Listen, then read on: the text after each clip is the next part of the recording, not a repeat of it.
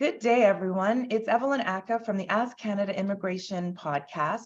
I'm so excited today because I have my friend and colleague, Jim Hacking, here with us today. And Jim is the founder and leader of Hacking Immigration Law Firm in the United States. I think they have 2 or 3 locations, and he is a wonderful knowledge person based on U.S. immigration. So I'm hoping that we make this useful and interesting and fun. Welcome, Jim. Thanks, Evelyn. How you doing? I'm great. How are you? I'm doing very well, thank you. Thank you so much for doing this. I mean, you are one of the leading U.S. immigration lawyers that I know in the States. And I thought it would be great to have you on our Canadian podcast to really talk about some of the cross-border immigration, as well as U.S. challenges for people from other countries. So first and foremost, why did you become an immigration lawyer? So, when I was in law school, I started hanging out with a young lady from Egypt, and through that, I eventually started visiting. There was a mosque on campus in St. Louis at St. Louis University. I started visiting the mosque, and I didn't tell her right away because I wanted to sort of have the freedom to go or not go and tell her or not tell her. So, eventually, I converted to Islam, and I became a Muslim, and that was in 1998. And we got married about a year later. And then 2001, 9/11 happened. Yes. And for the first 10 years of my career, or 8 years of my career, I was a barge attorney. I was doing maritime work up and down the Mississippi River. And the Muslims at the mosque would always ask me to help them with their immigration case. And I would always turn them down. And when I would try to refer them to other people, those other immigration attorneys would always tell me how busy they were. And I go, that's interesting. And the firm that I was at, I had 2 great mentors. One was 55 years old, one was 45 years old, and I was 35 years old. And we had 4 clients. So 2 insurance companies, a river, a company that pushed barges up and down the river, and then a fleeting company. And I thought, there's 4 clients here, and there's 3 of us. If something ever happened, I didn't want to be left holding the bag. Not that my partners were very trustworthy. I'd become a partner in the firm. Wow. And then one day I had what Michael Gerber in the E-Myth calls the entrepreneurial seizure. And I said, I need to have my own law firm, and I want to have my own clients. So I went to my wife, Amani, and I said, I want to have my own law firm. I want to have my own clients. It's something that I've always dreamt of. She said, that's interesting. We've been married for 12 years and you've never mentioned it. So nonetheless, after about a year of begging, cajoling, prodding, imploring and pleading, doing everything I can to try to get her to agree, she said, well, do you have a binder? I'm like, no, I don't have a binder. Well, you got to do a binder of all your procedures, and you got to figure out where your clients are going to come from. And so in late 2007, I told my partners that I was leaving, and I went out on my own. And my thought was that I would do all kinds of law for immigrants. And so at first, Adela will tell you, Adela is my longtime assistant who now helps run the firm.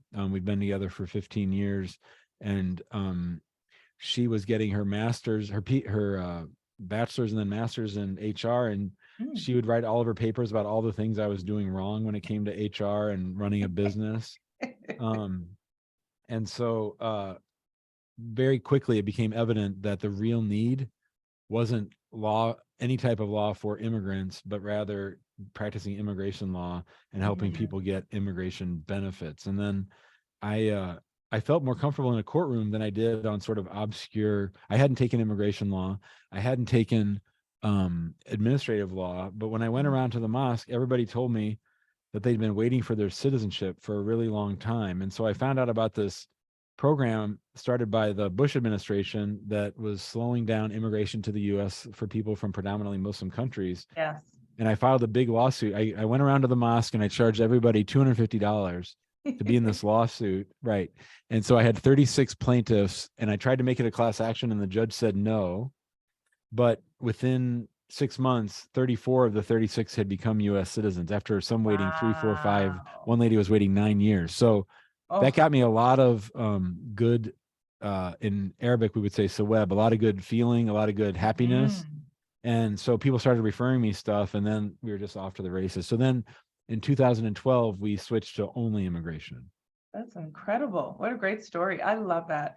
I love that. And I think that, obviously you're married to an immigrant. I'm an immigrant. It's like you really see the experience, even if it's been decades and decades, in the country, the experience that immigrants have, and obviously through the mosque as well as your larger community, how challenging it can be. So tell me kind of where your main client base is. Who are the people? What kind of immigration do you do for most of your clientele?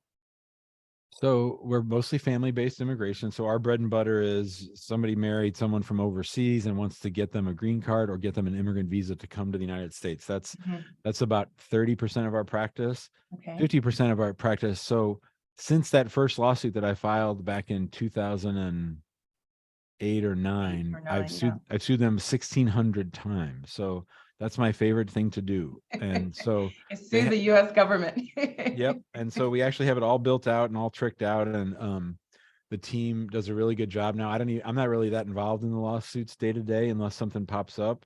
But that's excuse me, a big part of our process. Then citizenship, asylum, and then we do probably 15 to 20 H-1Bs and probably a similar number of employment-based green cards a year.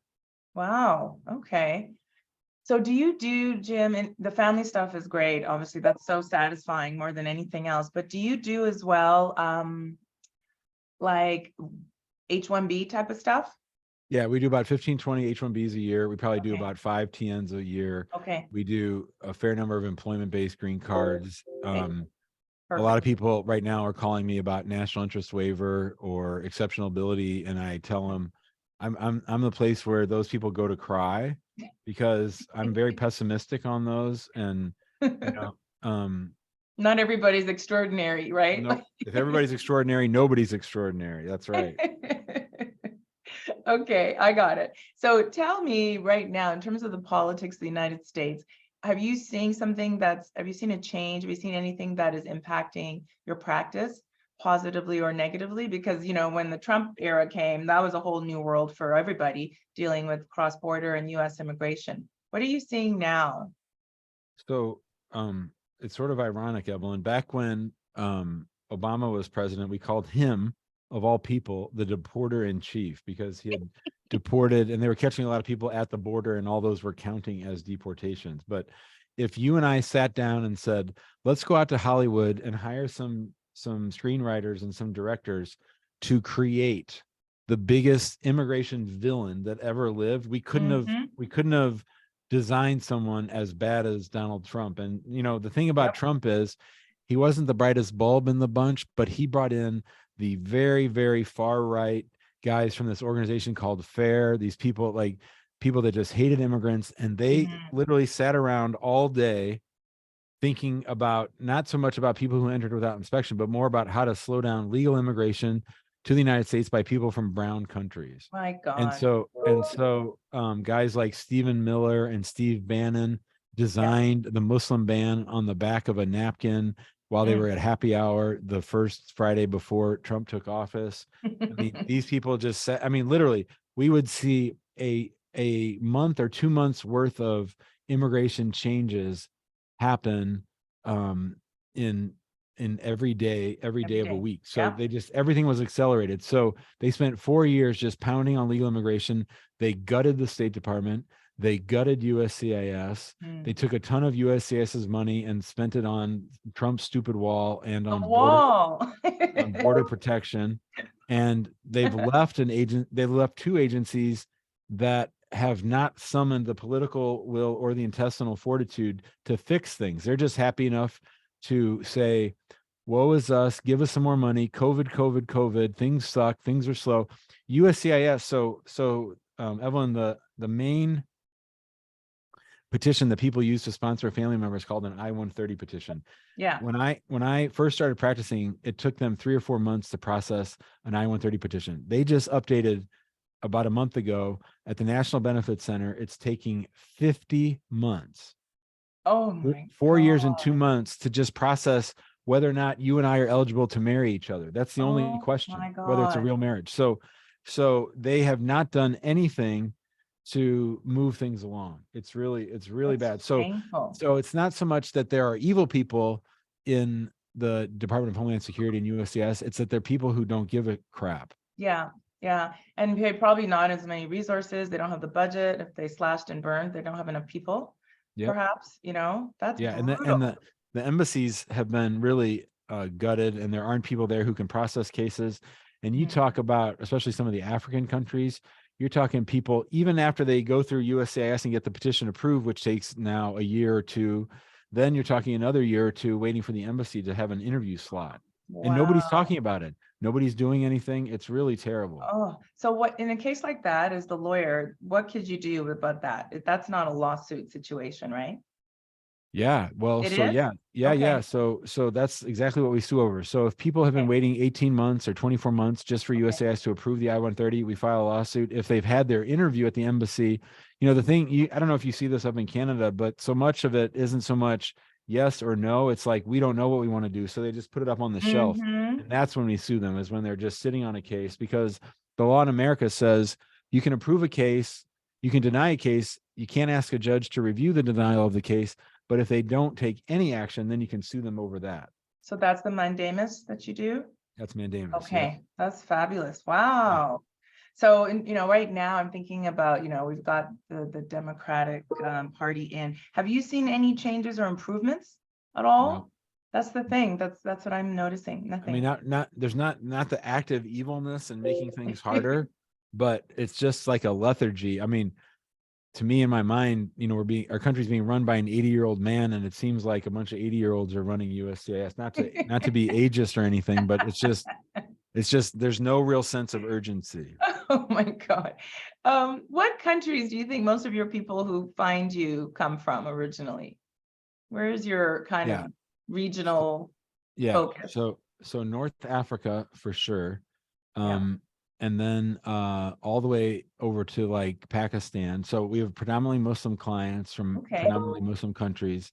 That's But right great. now, with the YouTube channel that I have and the Facebook group that I have, Mhm. only 15% of our main office is in Missouri, and only 15% of our clients are from Missouri. So with lawsuits, we handle people all around the country, all around the Yep. world. And then we've just been we do have a fair following in Ghana on the live show. So and the people are very kind, and they keep inviting me to come visit Ghana. You So need to go. I want to go, and my son Yusuf really wants to go. My first client ever was from Senegal, so I really want to go to West Oh, it's Africa. beautiful in that part of Africa. Yeah, that is so great. I mean, so I've been watching you. You've got your LinkedIn lives, you've got your radio show, you've got all these things you're doing. In terms of diversity in your office and language, is it mostly Spanish speakers, or do you have other languages to help with your clientele sometimes, or Yeah. they all So have to speak English? well, most of our clients do speak English, Yeah. or they have a family member, usually eldest child of the family, who can speak English. Hmm. But that hasn't really been an issue for us for a while. I mean, right now, most of our phones are answered in Argentina, so we have a ton of Spanish speakers. My wife Great. speaks Arabic. Yep. St. Louis, Evelyn, I don't know if you know that St. Louis is a refugee resettlement city. So we actually have the world's largest population of Bosnians outside of Bosnia here in Wow. St. Louis. So there's 70,000 Bosnians in St. Louis. So Adela, my assistant, and Amra, my personal assistant, are both from Bosnia originally. So we have that covered. And then, Perfect. yeah, we got all kinds of different languages. We have someone from Thailand. That's good. Yeah, all Yeah. over.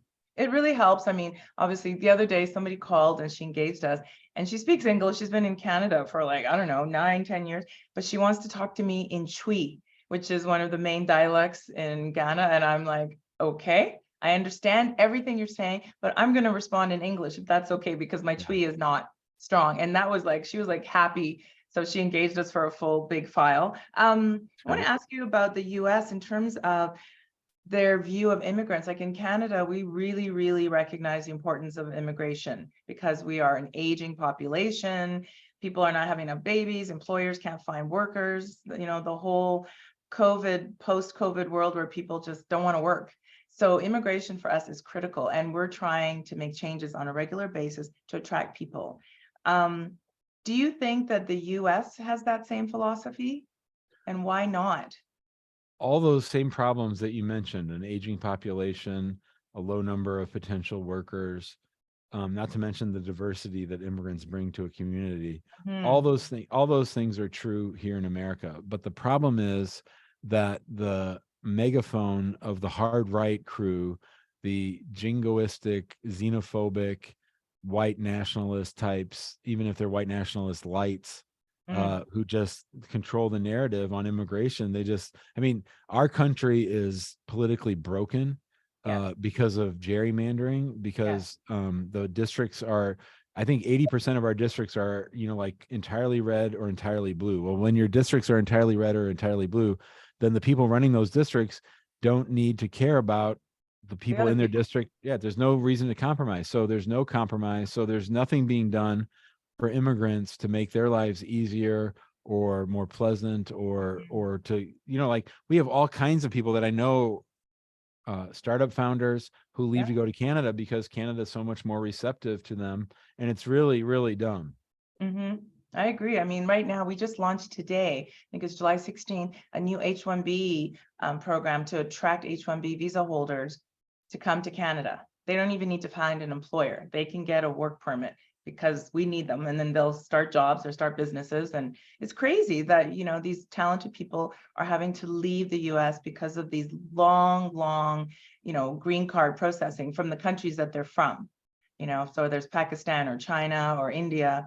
It's crazy that you would wait 8 to 10 years to get your green card. So in Canada, you can become a permanent resident 3 years. Yeah, and there's a point system where it's just based on your credentials, and that in and of itself is enough. And I Yeah. mean, we can't over here, we can't argue, we can't figure out whether or not we want spouses of workers to get a work card. I mean, Oh my it's God. terrible. It's really hard. So working in this environment, regardless of the party that's in power, I mean, how do you keep positive and optimistic? How do you not get overwhelmed with some of the real sadness or tragedy or just frustration? And running a business, as you and I both know, is not an easy thing. How do you keep optimistic about the importance of the work you do? Well, luckily, one of the things about me is I wake up every morning very optimistic. So I get Right. a little more pessimistic as the day As the goes day on, goes. but I try to tap into that and keep it alive as long as I Yeah. can each day. So I work out Mhm. first thing in the morning, and that really helps sort of Yes. shoot me through the day. And so my wife and I are both pretty optimistic. I mean, Good. immigration is hard, especially when you're dealing like with asylum work or refugee Mm. work, that, it's really sad. And like Amani's had some really hard asylum cases. And, some of the employees have talked to us about, hey, look, can we get some resources for some of these sad stories that we hear? Yeah. And I think that's Yeah. something that lawyers and law firm owners really need to think about. Right now, we're looking at the fact that we're probably working our team a bit too hard, and we're trying to figure out ways to make staying in the biz a little more attractive. I hear you. It's hard. I mean, just the whole operation that you run and that I'm running and learning, constantly learning every day and keeping up with all the changes in the law.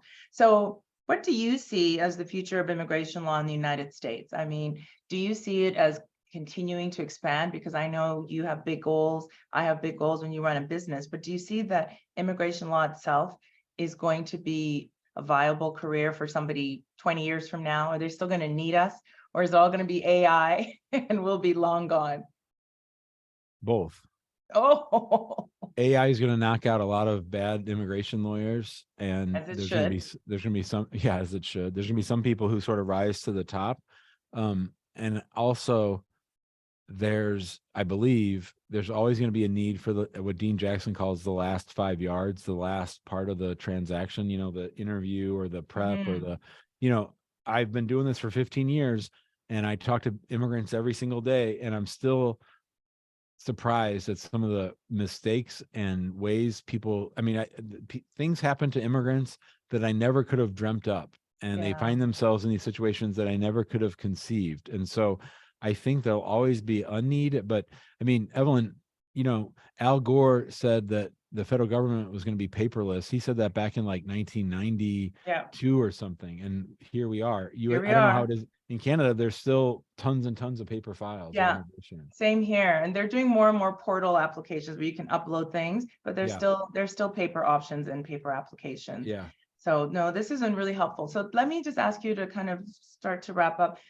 What are your ideal, oh, sorry, before we do that, what is the common misconception that you hear from immigrants Because I get a lot of these, oh, I heard from my friend, this is what happens, and this is what my brother told me. What is one of the most, common misconceptions? Because I find it just hilarious. Well, then maybe you've heard of the magical attorney in California who can get any immigration benefit in 3 weeks. Is that who you're referring to? Maybe I for you have one guys, of those in Canada too. yeah, maybe it's Calgary instead of California, but yeah. We Crazy. really, I mean, immigrants are without a doubt a vulnerable population for the most part.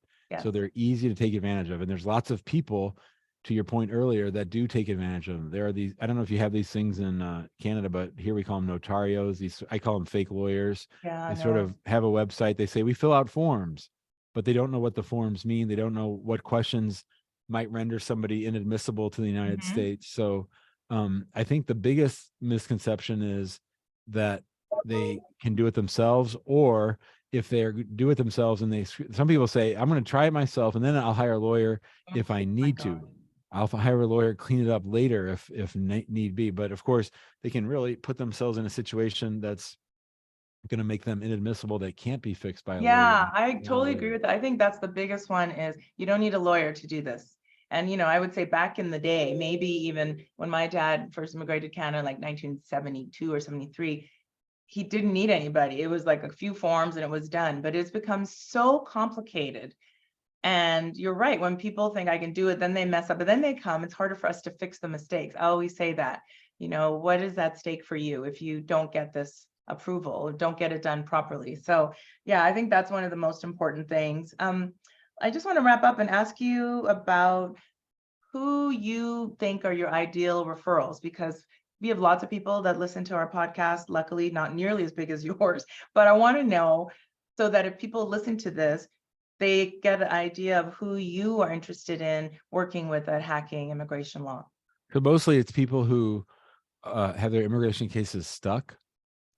So anyone who has an application that's been pending with USCIS for a really long time, I really feel, Evelyn, like sometimes I'll file a lawsuit, and because of the lawsuit, the client will get the interview. Then I fly into town, I do the interview, and I sort of feel like a gunslinger from the Old West. Like I'm making the government do what I want them to do. I mean, a lot of these people come from countries where if you even tried to sue the head of the government, they'd throw you in jail, right? So I love this idea of coming into town, making them do what I want them to do, and then flying back out like a cowboy. So I love it. Anyone with those kinds of cases, and then just traditional marriage-based cases, that's really our bread and butter, is those kinds of cases. Anyone, we like to work with optimistic people. We like to work with people who understand our value, who aren't just going to nickel and dime us on everything or complain about everything. I had to tell a client on Friday, I called him up and I said, I'm going to fire you as a client. And he said, why? I said, because you're mean to my staff.